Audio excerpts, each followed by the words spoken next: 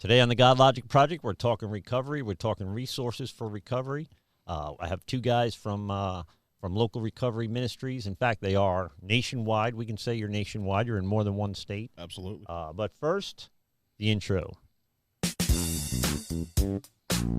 Hello, God bless, and welcome. I'm Kevin Haggerty, and this is the Godlogic Project. Shut up, Kevin. Hi, that's Mike Houston telling me to shut up. I'm Kevin Haggerty. In studio, we have Steven Sundquist. Raise your hand, Steve. That's Steve Sundquist from All In Solutions. And we have Mike Gasparino. Raise your hand, Mike. We already knew it was you because there's only one left. Yeah. So that was a little easier on Could the be audience. a dog. Then we got What Rusty dog? Gasparino down there as well. Rusty Gasparino is in the house, ladies and gentlemen. Rusty, say something. All right. No. You can't hear him through the mic, but he did. He's let everybody union. know. Yeah, He's he wanted union, to let everybody so- know he's in recovery himself, too. Today he is for sure. Well, no, So- September 17th, 2018 was his sobriety date. The last time he chased a car? Yeah. Yeah, So for real. that's big. Yeah. Is it? Is he coming around? Yeah. Is he doing working? all right. Is he Doing all right. is he living a principled life now? He's gone through the steps. He had a small slip up. Does he call us? Well, if you have a slip, it means you don't call your sponsor. That's what that comes down to. And by the way, I'm not a big fan of the term slip. I think that it's a little too convenient, right? Unless you actually slip and bump into the shelf and the bottle tips over and the cork pops out and the booze actually falls into your mouth, almost nothing's a slip. Right. The rest of it is, you kind of knew you were going to do it. It just Absolutely. I become convinced that we decide to drink in April, then we drink in September. Right. we just have to then rationalize and justify behaviors we haven't even taken yet. That's how the alcoholic mind works. In my case, Been there before myself. so you guys know a little bit about drinking too much in public. Is that true? Yeah. Do you both have a history of substance abuse? I know it's an anonymous program, but you're actually volunteered to talk about this on the air. So tell me a little bit about your story, Steve. So I've used one time. Just want to. That was a bad night. Yeah, You decided that was Woke enough. No, I'm originally from Newport Richey, Florida, man, and I got introduced to pain pills after a surgery I had on my elbow playing baseball in high school.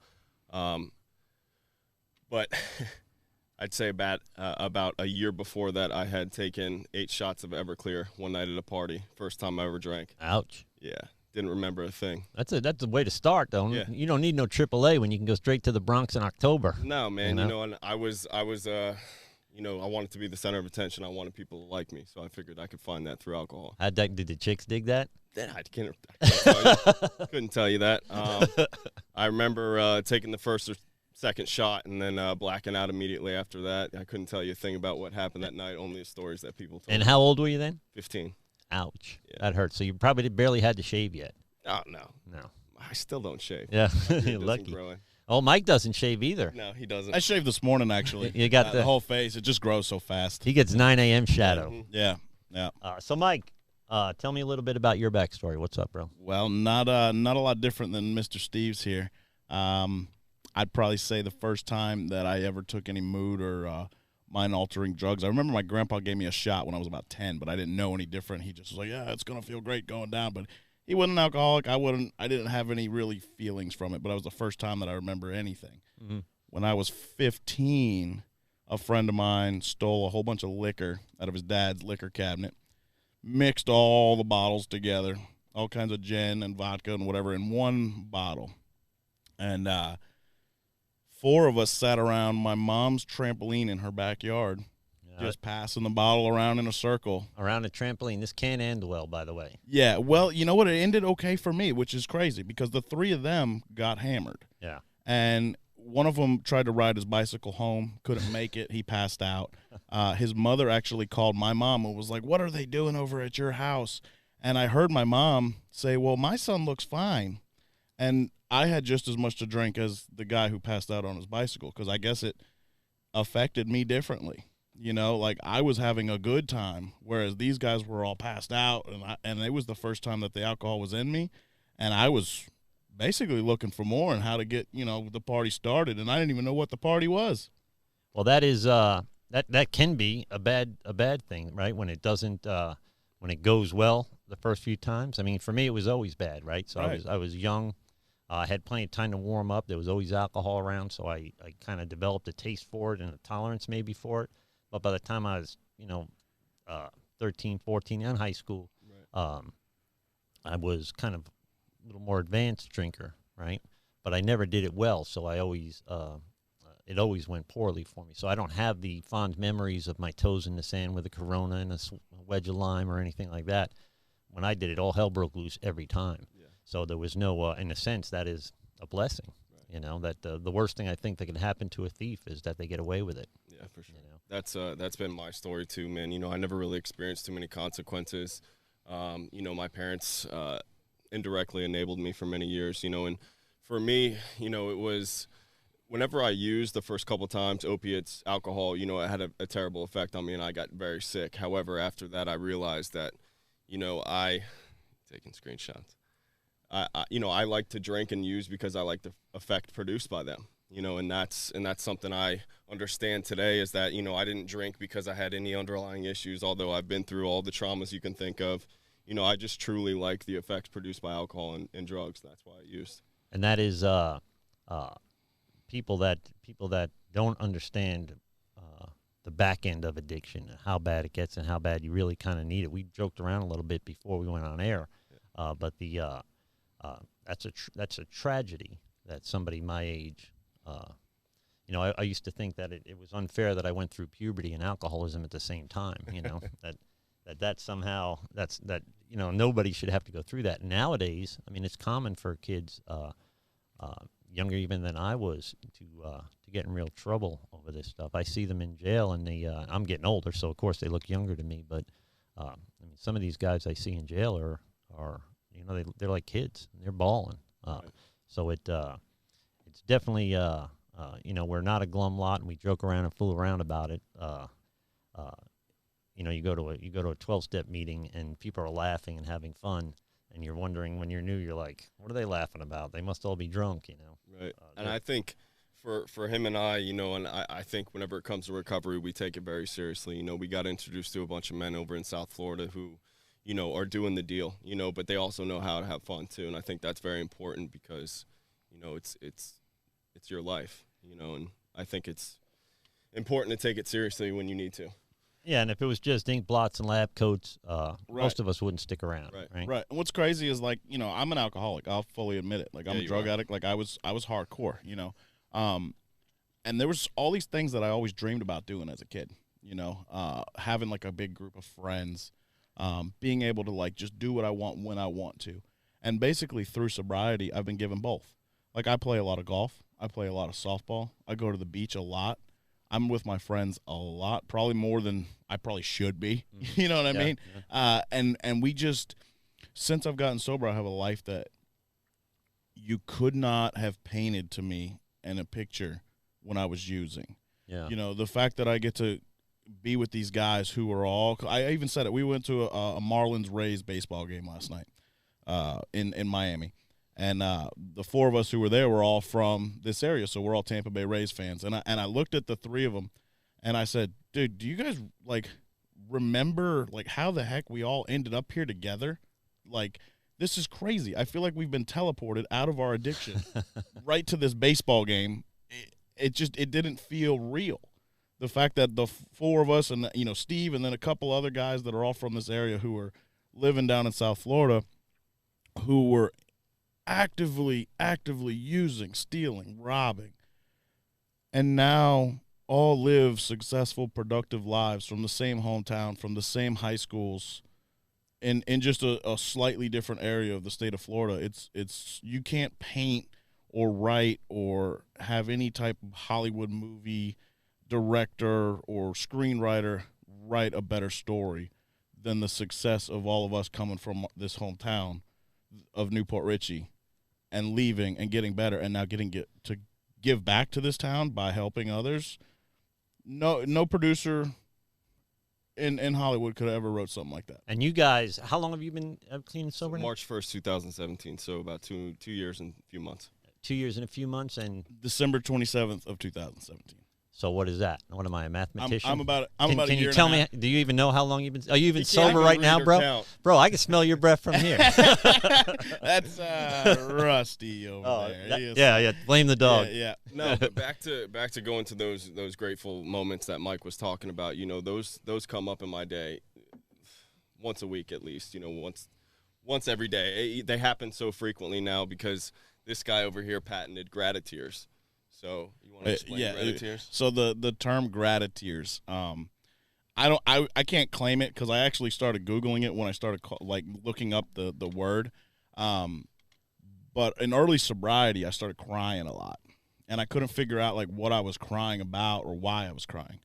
And my sponsor told me, it's like, well, let's break it down. What is it?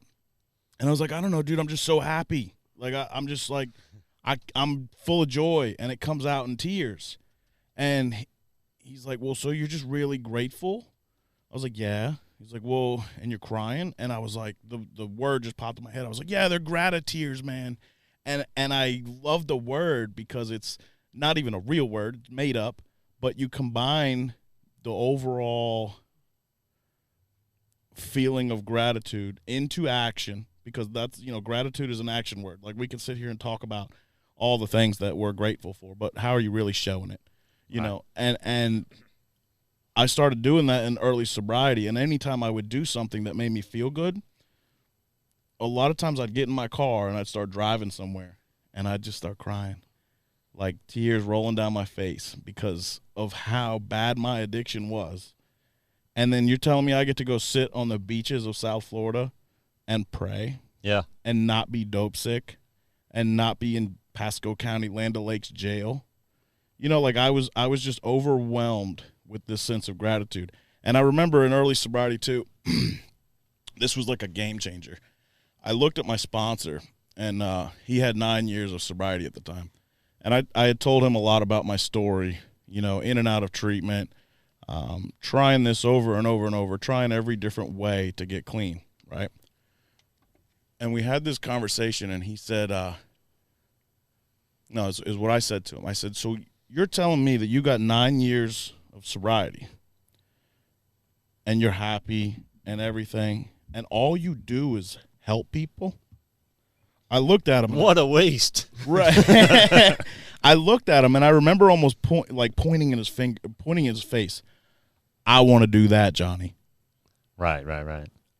Like, I can't do everything else that I've tried. I've tried psychiatrist. I've been put away in jails.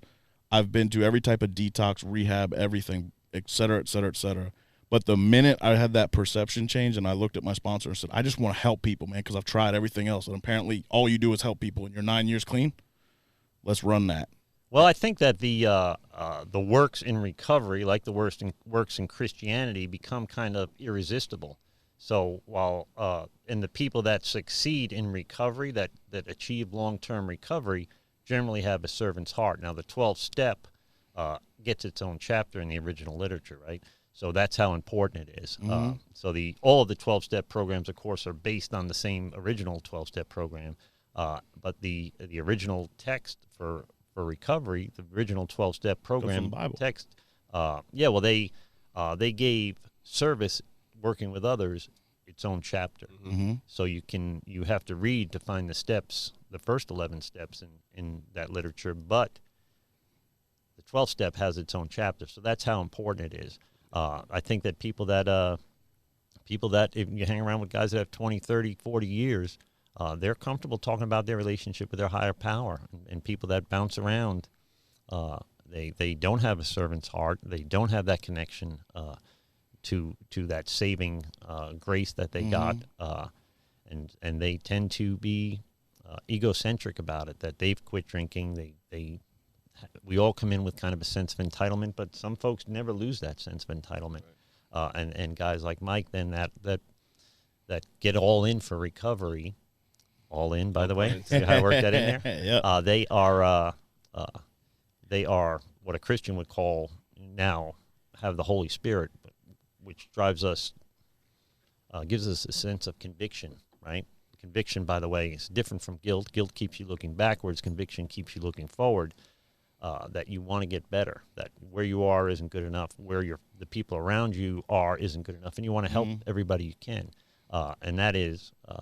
That parallels a salvation message as well. So recovery and salvation, for me, go hand in hand, right? The Godlogic Project is a big part of my story, and it's been a big part of the Godlogic Project so far. So to be that motivated. What have you guys done now? You both got 2 years and change.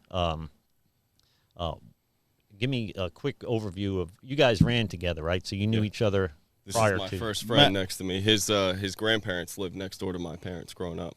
So Mike was literally the first friend I ever made in Florida. I was like 3 years old, maybe 4. Yeah, I think he was about 3. So we're a couple years apart. I'm a little bit older than Steve. I think he was maybe about 3, and then maybe I was about 5. I would have guessed he was 10 years older than you, bro. You look good. Thank you, man. You were pickled. I mean, you were probably preserved more than the rest of us. Right, I love pickles. Yeah, good Clausen dill pickles. Yeah. So so you guys, that's a crazy story. So then you were active together, right? You ran around together. You got in trouble together as kids, as active addicts and alcoholics. But then you reconnected. How did you reconnect in sobriety? Did you know that he was in recovery, or not did you even know that? We realized that we were somewhat toxic for each other. You know, after experiencing him calling me from state-funded rehabs, hey, come pick me up. I'm like, all right, I'll be there in a minute. Got some stuff. Or when he was in firefighting school up in Ocala, and every weekend he was allowed to come home, I would have some pills waiting for him in my driveway. We were very toxic. We lived next door to each other. Matter of fact, for a long time, in high school, the older guys aren't supposed to hang out with the younger guys. It's just not cool. So, we weren't the best of friends in high school. We knew each other because we kind of grew up next door to each other playing football and roller skating and stuff. But then in high school, drifted apart. I was, on the baseball team. He was on JV, et cetera, et cetera. And after high school, we started working for my dad. My dad owns Gladiator Construction in Pasco County. And that's where we reconnected very badly. That's where Wait a second. You're telling me that drugs and alcohol were in the construction industry? Really? I find that hard to believe. Yep. So we connected.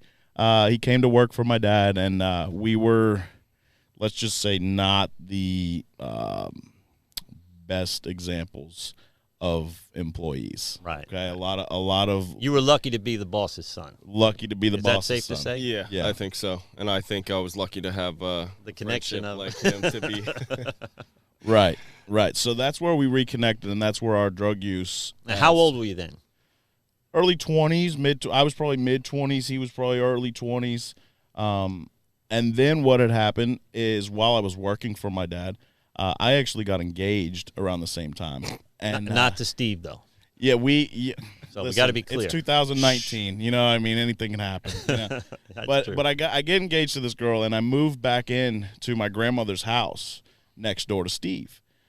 Take over like the rent or whatever, and because she was in I almost said she was in sober living. She was in assisted living, and needed someone to take care of her house, which happened to be right next door to Steve again. So here we are working for the same company, getting whatever we want to do, whenever we want to do it, working for my dad, best friends again, who are now using together. Very toxic. It was probably close to a deadly combination with the amount of things that we were doing.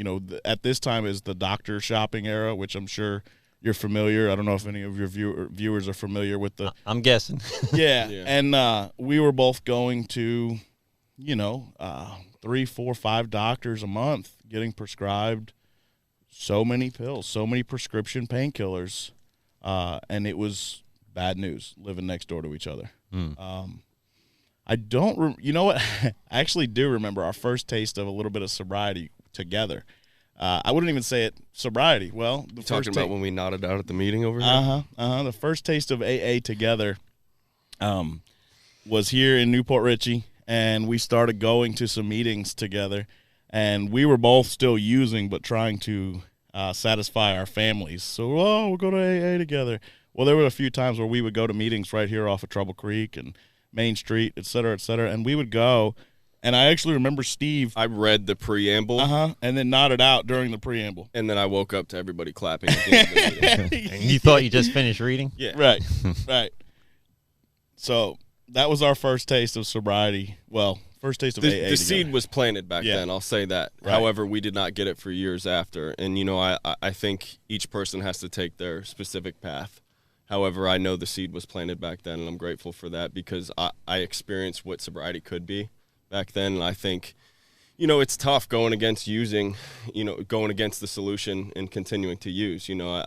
it's terrible. You know, there's probably no worse feeling out there as like knowing what works and going against it. Yeah. So I went to, I got sent to AA when I was 16, and I had no intention of quitting drinking, right? I just needed to get out of trouble. It was only a week. It was easy. I could do that standing on my head.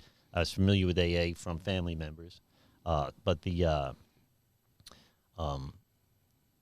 I knew I had an awful lot in common with the people in that room, even then. So maybe my first step was beginning to sink in even then. Now, the next 5 years were absolutely terrible, right? In the last 2 years, I don't even barely remember. So, but I think there's nothing worse than knowing, being able to identify the problem, knowing what it is, and then not pursuing the solution. And to me, I thought I would die before I had to worry about this, being so young, you know. But it didn't. It obviously didn't turn out that way. Right. You know? So we ended up having to do what we had to do to save our lives. So we congratulate people for getting sober, but it's like congratulating somebody for running out of a burning building. You know? And we had no real choice in the beginning. All I wanted to do was not die. I didn't want to become a better person or anything like that. What I needed to do was not die at 21. You know, and then I'll figure out the rest from there. You know. So you guys you party together, you reconnect in recovery, and then so tell me a little bit about that story, and keep in mind we've both done it now. Don't mention any particular recovery program. Right. Does that make sense? Yeah. Of course, yeah. So we don't mention any of the A's. Yeah, no. So we kind of separated for a little bit, and I came down to the other coast of Florida and got a taste of sobriety. However, I still had my will, you know, that I was listening to. I wasn't taking anybody else's suggestions. And I ended up coming back after doing a 30-day residential bid at a treatment program on the other coast. And I think I had relapsed within the first 2 hours that I was back. And I'd say that happened another few times before I finally considered, you know, listening to everybody that came before me with the suggestions of getting a sponsor, doing 90 and 90, you know, taking suggestions that I was incapable of doing back then, because I feel like you have to learn from your own mistakes, obviously, and you know, get beaten down to a point of, you know, being desperate to change and, you know, feeling hopeless, and you know, it's I don't ever want to feel like that again, man. But I think it was important for me to get there, you know. I think we don't have to feel that way again, and that if that's your motivation, that's still enough motivation to make this work, right? Now, the idea of faking it till you make it, I think, is dangerous. I think you need to sink. I did not, by the way. I was, you know, 17, 18 years white-knuckling before I really started doing the deal and doing what I needed to do. So I don't have the kind of story that I would broadcast to a newcomer, right? So you don't want to do things. Right. It doesn't have to be as hard as it was on me to get to where I am today, right? Right. So my program, the way I ended up finally getting clean and staying clean, is I had to have that. I don't know how you made it 16, 17, 18 years without drinking or using, because I'm the type of addict who will basically use right away after any type of treatment or jail or anything. I'll basically use right away if I don't have any solution in my life. Right. Solution meaning some kind of higher power, God, whatever you believe in. So when I finally got it this time, I was so desperate that if your listeners are familiar with the 12 steps, I had to go through them fairly quickly. I had to get some kind of relief. I had to, because I told you I've used every other type of way to get better, and nothing worked. So there was this gift of desperation that I had in early recovery, where I was just begging my sponsor for more step work, more help, more numbers to call, whatever I had to do in the beginning. You know, that's the kind of addict I am. And I feel like that's the type of addict that's going around nowadays with the opiate epidemic. You know, the opiates are so strong, I feel like, on the brain that the cravings won't go away initially. Yeah. You know, especially I've experienced it for years, many, many years. Those cravings won't go away in early recovery unless I do something about it. Just sitting around in treatment, or sitting around at your parents' house, or sitting around in a halfway house, they won't go away. There's got to be some action, or else it's just going to continue to obsess in your brain. Yeah, and it becomes almost like you hear them say a mental masturbation. It's like having emotional or spiritual poison ivy. Right. And the last thing, all you want to do is itch it, but you've got to be committed to the fact that if you scratch it, it's going to get worse, right? Right. That it's not going to, that momentary relief that you get is nothing compared to what's going to, what you're going to be facing again tomorrow. Right. And that is, for most people, it's scary. I mean, it's a scary idea that the pain of where you are has to be greater than the fear of where you need to be in order for change to happen. So guys ask me all the time, why do people have bottoms? Why do they have to be so low? Why don't they just step off sooner? I'm convinced that the need to quit drinking and drugging follows you to the bottom. It's only at the bottom where you find the want, right? And then the trick is keeping your recovery keeping the want ahead of the need the rest of the time. One day at a time. We're given a daily reprieve based on our spiritual condition and nothing else. So the idea of what you guys do and what you guys are talking about is if you continue focusing on recovery and working, don't forget to enjoy your recovery, right? But always stay service minded, have a servant's heart, and keep that need to recover way behind that want, right? You don't want to be white-knuckling it for 17 and a half years. I can tell you for sure. Yeah. My sobriety is completely contingent upon my relationship with God. Yeah. And that's something that I do every day and every night, pray to God, situations where, I don't want to be impulsive anymore. I can't tell you that I'm perfect and I do that every time, but I try to take time before I make a decision, and that has been a work in progress for me. I'd say about 30 days into my last treatment stay, I still wanted to leave. And I got to this point where I felt like I was going to repeat the same pattern again. And I went to the therapist's office and I said, listen, I want to leave. I'm ready to go. I think I got this. And they're like, no, you're not. You're going to stay here for about 90 days. And against fighting it, I went in the bathroom, I hit my knees, and I prayed to God for the first time. And my prayer went something like this. It was just like, God, please remove this feeling from me. I don't want to die. And I can't tell you what exactly happened other than I had some type of spiritual experience. And from that next day forward, I would tell you, the day was still rough after I hit my knees and prayed. I cried in the bathroom like a little baby. But the next day, I went outside. The colors were different. I could see things from a different lens. And I can't tell you what exactly happened to me, but I got in the book that day with my sponsor, got through about step 5 or 6 before I left the treatment center, continued to work with him when I got back to, down south. And, it's been a beautiful experience since, man, because I understand what it takes for me, so I have compassion for guys that have similar stories to me. It is, it's amazing that when you experience that giant popping sound that they're so familiar to, that's familiar to all of us in the rooms. I could remember maybe around 40. Popping sound? What is it? Your head coming out of your chief? Yeah, when your head comes out of your chief. Yeah, okay. That's what I thought. Early in recovery, we suffer from what doctors call a rectal cranial inversion. Okay. And then one day, and everything's just different. Am I going to have to do this to you, Mike? Well, I remember I had maybe 30 or 40 days, and I'm walking through my neighborhood and feeling terrible. Now that I've kind of got a full dose of how I've lived my life the last 10 years, I'm crushed, right? And feeling really bad about myself. And I had begun to get it. I had a sponsor and guys that would drive me around and kind of take care of me early recovery. There wasn't a lot of 21-year-olds in 1989, right, in the program. And I remember thinking to myself, if I don't do the things that I've done, that I've always done, God will forgive me up to this point, right? And I don't think my feet touched the ground for 2 weeks. It was just an amazing, I didn't see lights, I didn't hear angel music or anything like that, but it was amazing weight lifted off of me that you just have to stop stealing and robbing and cheating and lying and all the things that I built my drinking career around, and just start over right now. And I was holding the door open for little old ladies whose purses I probably snatched a month earlier. Wow. And, they're like, they know who I am. It's right. not like we just met and I'm, oh, come on in, Mrs. Smith. And they were like, well, how high are you right now that you're being nice to me? So it's a very different life that we that we hopefully begin to attain. So did you guys meet in tell me about All In Solutions? So did you meet there?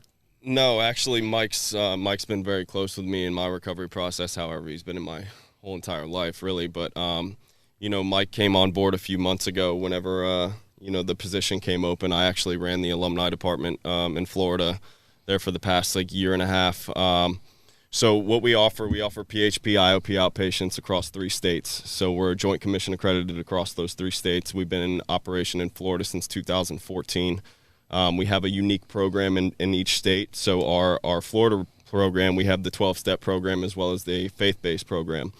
And the faith-based program is run by our pastor, Daniel Cornide, who's also in long-term recovery. He's also one of our therapists over there. And what they do in there is a little bit different approach. So instead of, having 12-step groups, they'll do Bible studies. They'll do Father Martin Chalk Talk series. He'll do work out of the Alpha series book. And it's really cool because, instead of going to AA meetings, people need a little bit more spiritual, meeting in a sense. They'll do something at Recovery Church, Refuge Recovery, Smart Recovery.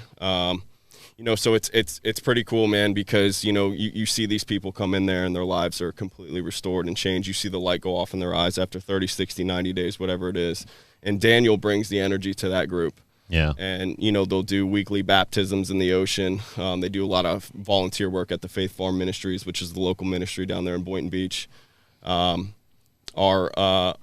Pennsylvania program is co-occurring. So, primary substance abuse, secondary mental health disorders, PTSD, anxiety, depression. And then our New Jersey location is our IOP location. So that's a gender-specific group. And, genders. So the men would be with the men and the women would be with the women. Yeah. Where did it all begin? In Boynton Beach or up north? It started in Boynton Beach in 2014. So it's beginning to branch out then all around. And you guys both work for or volunteer for? Work for them? Yeah, both we're work full-time employees. Oh, that's amazing. Now, one thing I'll tell you, Steve mentioned that I came on board a couple months ago. I'll be honest and open about this. I was hesitant at first. I'm a big 12-step AA guy, right? Yeah. And the treatment industry scared me. I thought it was all about the money. I would just hesitant would be the word, right? And then I started to look around at some of the current residents and clients at the center, and I'd known a lot of them because I had sponsored them through, prior to working there, just through AA meetings and things like that. And then I also knew some of the staff already. I knew the type of people they were, right? Well, then I took this job a couple months ago, and I walked into a center where it's not about the money. I walked into this place, and I felt an overwhelming family culture of all, from the drivers to the top clinical directors and clinicians and everyone in between. The overall care that they have for each individual, I've never seen. And I am a firsthand witness because I told you at the beginning of this podcast, I've been to probably 30 rehabs, 20 detoxes. I've been around the block. So to see the type of culture at this center compares to nowhere. And that's the reason why I took the job, and that's the reason why I give this place all of my heart, and that's why I'm all in for all in. Why do you think that is? Are even the drivers in recovery generally? I think it comes down to, obviously, client care being the most important thing. So Wendy Rabuka, our clinical director, she's been in the field for a long time. So she tells every single client, she calls all of them her children.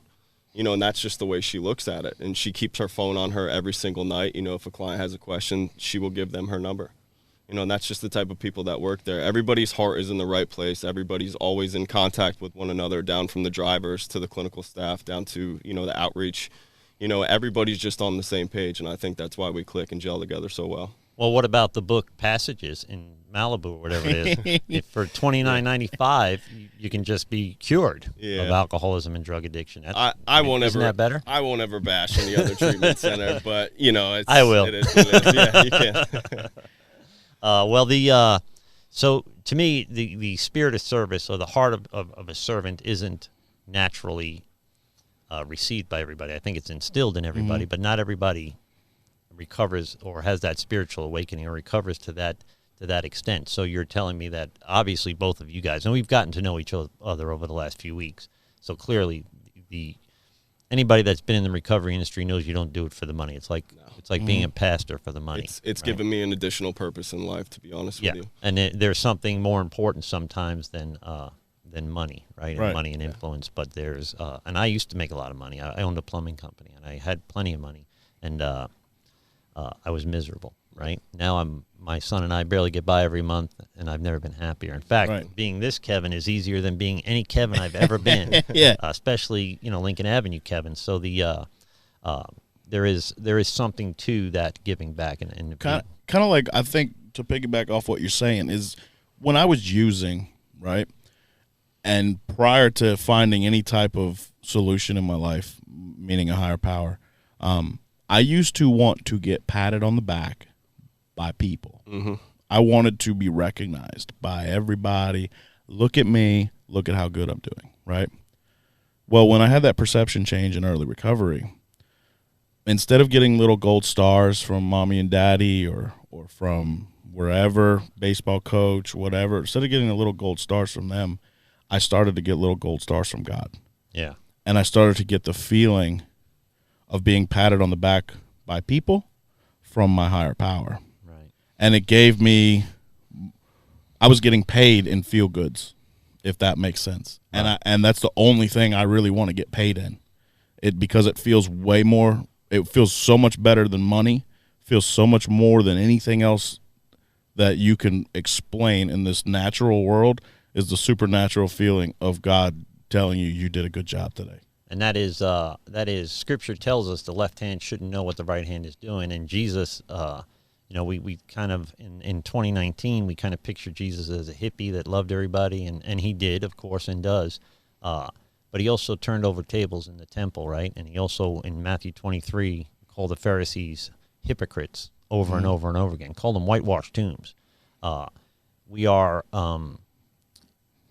not really called to service for self-gratification. In fact, for an addict or alcoholic, that could be deadly. What do you think? I mean, I think that I almost get uncomfortable when people say nice things about me or thank me for what I've done, because to me, it's right away. It's in some strange way the enemy's like, yeah, that's what you are. You're wonderful. Yeah, I've been that guy too. Posting stuff on Facebook for validation from other people. And what does it do? It doesn't do anything. I know that God knows what I'm doing today, and I don't have to tell anybody about the good deeds I do or the people that I help. It's He knows, and that's the most important thing. Well, we have the opportunity now with our millions of viewers that we tend to have on the Godlogic Project, that we can kind of plug All In Solutions and let people know. Certainly, I got the website up on the screen. I've had it up on the screen. We'll put it up again. Give me an overview of All In Solutions, and they're available on Facebook. They're available on Instagram and LinkedIn. Is that what the IN is? Yeah, LinkedIn. Is that still out there? Yeah. LinkedIn. Yeah. I think I had that for the plumbing company like 20 years ago. What if? Just say we got a young person wants to get clean. Really wants to get clean. They got a family that will move mountains to help this dude. What can they do? How can we help them? They can reach out to either one of us. We can tell you our phone numbers right now. So my phone number is 561-400-9506. Or they can reach us on the admissions line, which is 855-SOBER-U. And that phone number is on our website as well. So if anybody has anything at any point they want to talk about, they're not sure about treatment, they're fearful of it, give one of us a call. We're more than willing to help. We're available by phone 24/7 too. And they could also contact me, and I'll put them directly in contact with you. Absolutely. And either one of us, if you feel comfortable talking with myself or Steve or you, I'll go ahead and put my number out there. Is area code 561-822-6950. So whoever, if they want to reach out. Also, my personal Facebook, you can message me right on there, and 100% guaranteed I will respond instantly. That's just how I live. Regardless if we can't help you, we can put you in touch with someone that can. Right. And we've been through this process in the short few weeks that we've been working together. Right. So they have, and I'm showing right now your Facebook page for All In Solutions. So they could also reach out. Nowadays, not everybody goes. We were talking earlier. I only have a website as a hub to all my social media, basically. So you don't really need a website so much as you need to be easily contacted. So they can contact All In Solutions directly through their Facebook. Yeah, you can send us a message on there too if you have something that you want to talk about, questions, anything. And then and you also have a foundation that helps financially. Tell us a little bit about that, Mike. Right. Okay. So, foundation is called Ryan's Rope Foundation. I'll just give like a basic backstory on what it is, why we have it, and what happened, the reason why we created it. So in August of last year, a close friend of mine, one of my best friends, same high school as me and Steve, his name was Ryan, and he had he had battled addiction for a long time. He had battled the legal system for a long time. He had been to prison for 6 total years if you combine each of his 3 stays. He got institutionalized a little bit. He was great kid. I mean, we met when we were about 15 years old. He's a hockey player. He's in great shape. His dad is a local contractor here in Pasco County. He called me one day. He had been in Land O'Lakes County Jail, and he got arrested for some drug charges with him and his dad and his girlfriend. Long story short, we got him bonded out of jail, and we got him down to South Florida with the rest of the boys, right? And he came down there and he did well. He lived there for about 3 months in one of the sober living houses that I was managing at the time, and he did a good job. He went through his 12 steps. But part of Ryan's story is the institutionalized reserve. Yeah. Right, he was very reserved. Okay, he didn't want to talk to people. He was very quiet, very shy, and he wasn't like that in high school. You know, and you can clearly see it as somebody that had known him for 15 years. He changed from those prison stays, and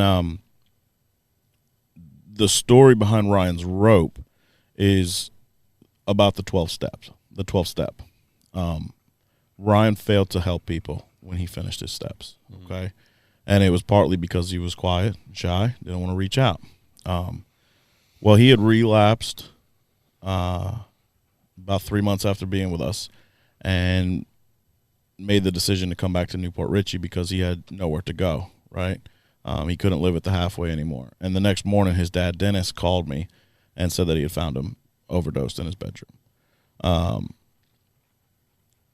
So the background of the story and why it's called Ryan's Rope is one day his mother, a few weeks after he had passed away, saw me post some kind of inspirational quote on Facebook about mountain climbers and ropes and things. And she simply just said, "I wish my son Ryan had had a rope."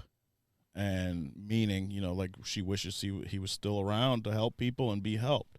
And I said, well, then let's give Ryan a rope.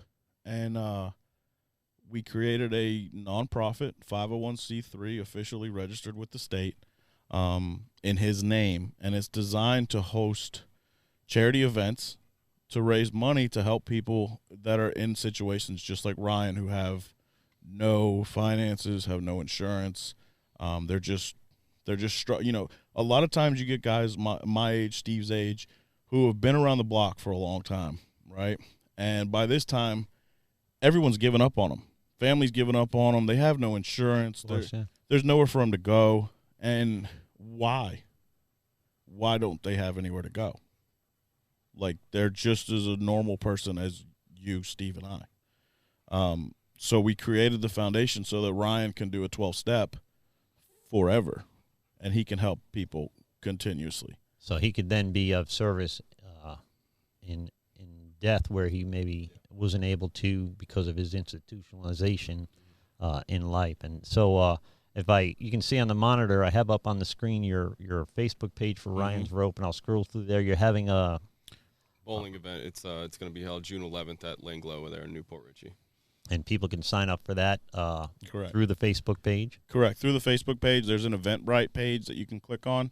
It's a link that'll bring you to where you sign up, and you can go ahead and pay to register a team. We have a handful of sponsors already. We have a lot of food being donated. It's going to be a great time. We have a DJ who's going to be there. It's just going to be a really fun night to raise awareness, and at the same time, we're going to raise a bunch of money and try and help some people get into treatment. That's the whole design of the whole program. So we're able to then, by raising funds, have a reserve, hopefully, for folks like my friend that we called about the other day. Right. There is an opportunity to start recovery. So here, what we run into, and you guys, I'm sure, over and over again, is the that first week or that first month, the medical attention they might need to detox. This all costs money. Now, after that, they've kind of they begin to develop some skills, maybe get employed, start paying their own way, and these types of things, or are able to then work a program and give back a little bit and sustain their recovery that way. But it's getting over that lip. It's getting over that first week or that first month that they need financial help, and that's the reality of recovery and why we don't succeed as much as we'd hope to or like to. Right. So so you guys then can raise money, and they can reach out to Ryan's Rope no matter where they are. Is it just South Florida, or what's the plan? The original design of the program, the foundation, is to help guys like myself, Steve, and Ryan, who found sobriety in South Florida from Pasco County. Right. That's the original design. I mean, I am a dreamer and a believer, and I would love to see this go nationwide, host events all over, just like, you see some of the breast cancer awareness marathons. You see all these events all over the country. One thing that used to bother me is after a hurricane, right, and say it hits the state of North Carolina, right, you'll see commercials all over television. For $15, you can help somebody rebuild in or whatever city of North Carolina, right? You see those commercials on the Weather Channel, on the news, whatever. Where's the commercial that says for $15 a month you can help addicts find treatment? Where's that commercial? You see the one with the country singer who does the animals. Mm-hmm. You see the ones about the starving kids in Africa. Well, we're fighting an opiate epidemic here at home, and we hear senators and the president, et cetera, go on and talk about the opiate epidemic on the news. Then what? And I would say that businesses, local businesses here in Pasco County, in West Pasco particularly, we're ravaged by this in Newport Richey and Holiday and North Pinellas. And, not that it's not everywhere else, but these are people not only that are a liability to local businesses through theft or fake lawsuits, these types of things. They are in essence, they're already paying. Local businesses are already paying for this addiction. Mm-hmm. What if they became proactive and began to solve some of these addictions? Not only would they stop bleeding in those areas, right, the theft or vandalism or frivolous lawsuits and stuff like that. What if those people then became valuable employees of these local businesses? What if we could then begin to hire out of the neighborhood that these businesses are placed in? That's where it starts, and it starts with the youth too. Yeah. And I think that's why I enjoy talking with the youth so much, trying to spread that awareness at a young age, because I didn't listen, back then when the guys from DARE came into high school and they told us, I was too preoccupied to understand anything back then.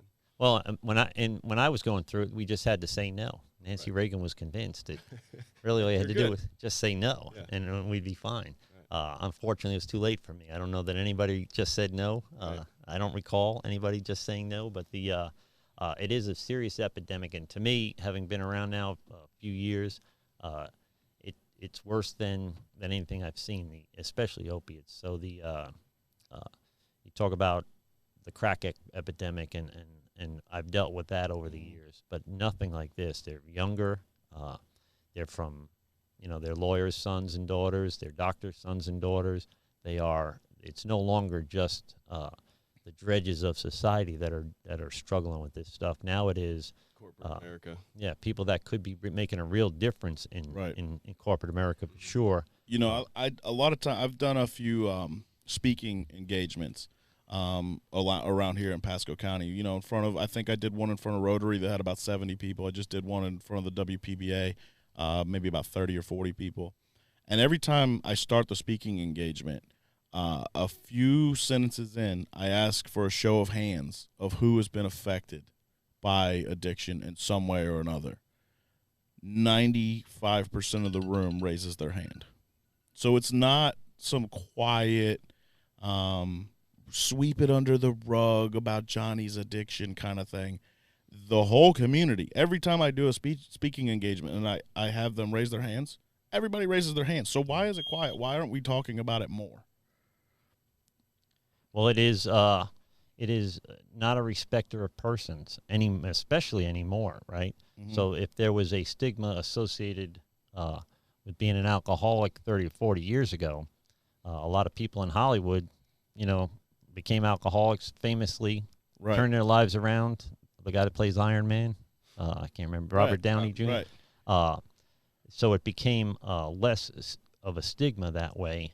But still, when you're talking about pills, that stigma still exists.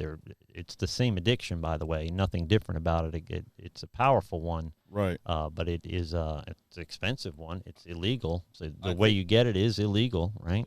I think the scariest thing today is all the fentanyl, and it's not only, just coming in baggies. It's coming pressed in Xanax pills, pain pills. It's even being sprinkled in weed, as far as I've read online and stuff like that. Hearing from people in the community, it's making its way into literally anything, and you people don't know what you're getting. And people are dying from that. And I've had first responders in here last week. We did a live broadcast thanking first responders. And part of their protocol is what to do if they come in contact with fentanyl, because they can die from it as well. They got to wear gloves and masks. And all that if stuff. They can inhale it, they can touch it and absorb it through their skin, and the right concentration can kill even the first responder. Yeah. So this is something nobody likes to talk about, right? And we all want to be happy. We want to have fun. Nobody more than me, I think. I'm like the village idiot for sure. But the reality of what we do day in and day out, what you guys do and what I do, people may or may not know what I do all day, but it's this, right? One thing I'd like to back up on, something you just touched about Robert Downey Jr., the Hollywood actor, Iron Man. So the stigma, right, that we're talking about, basically I remember when I started using and partying and going out after baseball games and things, the reason why I was using is because I thought it was cool. I wanted to fit in with everybody, right? Well, if I can portray any message, I usually share this when I'm speaking places.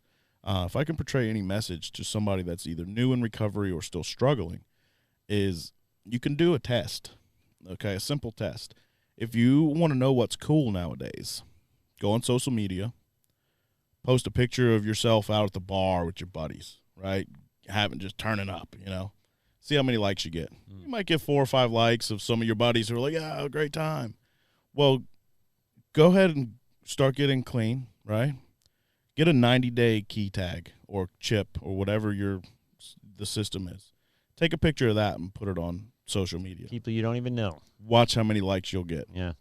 If you want to know what's cool nowadays, that's cool. Yeah. It's the fact that we're able to make any kind of impact at all. So as a pastor, I'm always moved by John 15 and staying abiding in the vine and just focusing on Jesus and the kingdom work, and not on the fruit. Because whenever I turn around and look at the fruit, 2 things happen.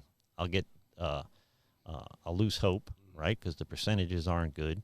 And the other thing is, as soon as I look at the fruit, I'm really looking at myself and how great is Kevin doing, right? Mm-hmm. How good a recovery guy is Kevin? How good a pastor is Kevin? How good a father is Kevin? How good a friend is Kevin? But it's not about me, right? So I stay abiding in the vine and not worry about the fruit. And every once in a while, you never know, you run into somebody in the store. And I had a guy message me a month ago, and he said something I said 4 years ago at his first meeting made all the difference in the world, and he remembered me. So we don't know who we're helping or how we're helping, but that we stay focused on the mission, stay focused on what I would stay focused on is my kingdom work, right? That there is that we're responsible for the footwork. Somebody has to do what we're doing, right? We're responsible for the footwork, and let God be responsible for the results and for the fruit that we bear. And I'm convinced too that self is the other ingredient in a relapse. For sure. So if you the last thing you think about before you pick up is yourself. Mm-hmm. I don't care if your dog died or your kids got taken away and you were thinking about them. When you put that bottle to your mouth, you're thinking of yourself, right? You're thinking when you put that needle in your arm or take that pill, you're thinking of yourself at that moment. And so self-centeredness is the other ingredient in a relapse. And so to keep your head down and not focus on yourself, but focus on the work you've got to do, it makes all the difference in the world. And it's hard for me to say to say this without sounding braggadocious, but I think I make a little bit of a difference, right? So, and that there's nothing special about me. You guys know me well enough to know I'm an idiot, right? Wait, what do you mean, right? So but we can even Kevin the plumber, right, can make a difference just by being approachable, never being higher than humble in this journey, and to me, of course, staying abiding in that vine. We need to help, right? If we cannot keep we can't keep what we don't give away, right? Something that's been so freely given to us. Everybody thinks it's the other family or it's just the neighbor's problem. Things have changed. Opiates have changed everything, and it's my kids and it's your kids and it's the neighbor's kids. I've literally sat down at the dry dock and eaten McDonald's with lawyers and homeless people at the same time. Wow.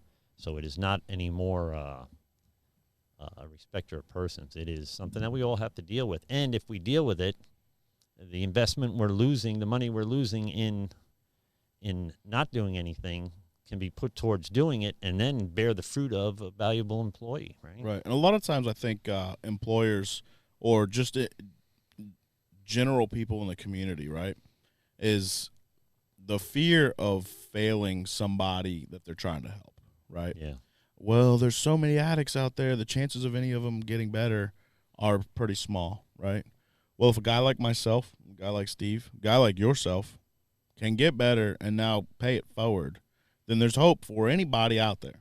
Because I promise you, like, I was the bottom of the barrel kind of drug addict to the point where I would go weeks and weeks and weeks and I wouldn't speak to anybody besides my drug dealers. Even my parents, friends, like my phone was off. Yeah. Not all. No, it had service, but there was nothing coming through.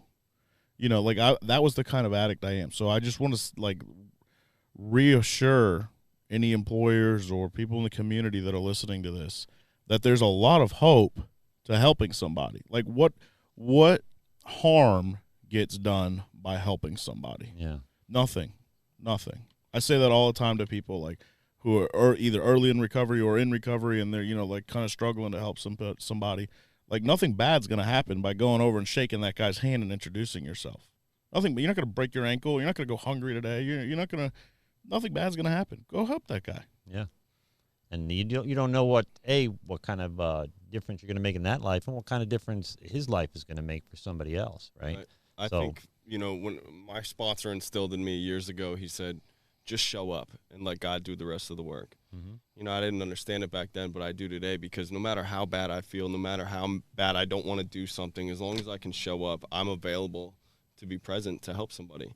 And that's why I never say no when someone tells me, okay, you're going to speak this day for this meeting. And I won't ever do that. As bad as I get nervous sometimes before I speak, I just, pray to God and allow him to talk through me. And, that way I can help at least one person in the room. And the beginning of service, the beginning of 12-step work, of the 12-step work is showing up. So it's not just sponsorship and speaking and things like that. It's being there. It's raising your hand. It's telling on yourself. Right. Because these people don't realize that for guys that have been around 30 years, hearing their story so fresh and so new, really, I'm giving myself goosebumps talking about this, but it really brings it back to what I'm doing here in the first place, that I'm lucky to be here, that I may not have gotten what I wanted in life, but I never got what I deserved, and that's a blessing in itself, So what do we tell folks? Let's give me your elevator speech for All-In Solutions. What do you want to tell folks about that? So first and foremost, Mike and I, we've dedicated our lives to helping people, no matter what your background is, financial status, we will help you, get you into a place. If it is not with us, we have connections around this community, out of state, whatever we need to do, we will help you. However, if anybody is struggling out there, I just want you to know it's okay not to be okay. And it's not a sign of weakness to ask for help. Mike and I, we'll be here and walk you through every step of the way. Just reach out. That's one thing I can tell you. If you guys are struggling, pick up the phone and call us. Amen. What do you think, Mike? I think Steve nailed it on the head as far as All In goes. there's not much more that can be said. Our phones are on 24/7. That's part of the reason we just talked about. Like, nothing bad's going to happen from me answering my phone at midnight. Yeah. You know, like, oh, no, I got a few less minutes of sleep. Oh, no. Like, I mean, when I was out there using, I wasn't thinking about that. You didn't sleep for weeks. Right. And one thing I'd also like to reiterate, anybody in the community that's listening to about Ryan's Rope, we need help. We need support. We need volunteers. The bowling event's going to be fun. Everyone likes to bowl. So our Facebook page is there. My numbers, again, I will read it to you. It's 727-645-2015. You know, our Facebook, our messengers, all social media, whatever. You can get to us through Kevin, whatever you need. We're here because somebody was here for me. Amen. And regardless of if it's your time, your talents, or your treasure, everybody can make a difference. Some people make a big impact. Some people make a small impact, but every impact helps. So if you can volunteer time, if you can volunteer any kind of talents you may have for reaching out and helping and supporting and rebuilding these folks and reintroducing them back into the community, and if all you can do is stroke a check to a place like Ryan's Rope, that makes a difference. I mean, we know, we see it all the time, and you don't have to be in our position and surround yourself kind of with kind of the amount of brokenness sometimes that we deal with at 12 o'clock or 2 o'clock in the morning when the phone rings. But you can make a difference in any case. And the other thing I would encourage folks to do is to follow All In Solutions on Facebook. I know everybody has Facebook now. Follow Ryan's Rope on Facebook, and then of course always follow us like the Godlogic page. We are also on YouTube at youtube.com/Godlogic Project. You'll find us on youtube.com/Godlogic, facebook.com/Godlogic Project. And to make things as easy as possible, we have the godlogicproject.com where you can. It's a simple website where you can come in, contact me directly. You can check us out on YouTube and any of the social media platforms up here on the right. And if you're shopping on Amazon anyway, go to the godlogicproject.com, click on the Amazon logo. It'll take you right over to your Amazon page, and but they will donate a little bit of your purchase, regardless of what it is, to help support the Godlogic Project. And we're going to sign off now, guys. Anything we want to say? I could just repeat my number one more time, and Mike can too. So if anybody out there needs to contact, any one of us just to even talk, we're here. My number is 561-400-9506. And please don't ever hesitate to reach out no matter what time it is. Kevin, do they have our full names spelled out anywhere on any of this so they could see it if they want to add us on Facebook or anything? No, but I can put it on. I can put it in the comments section. Okay. So this will be ultimately, it's streaming live now. An hour from now, it'll be permanently on YouTube. Okay. And then I can fill in the comments section with websites and everybody's contact information, all that stuff. Perfect. So that'll all be up there. And that's it. We're going to sign out. No one told you they love you today. God loves you. So do I.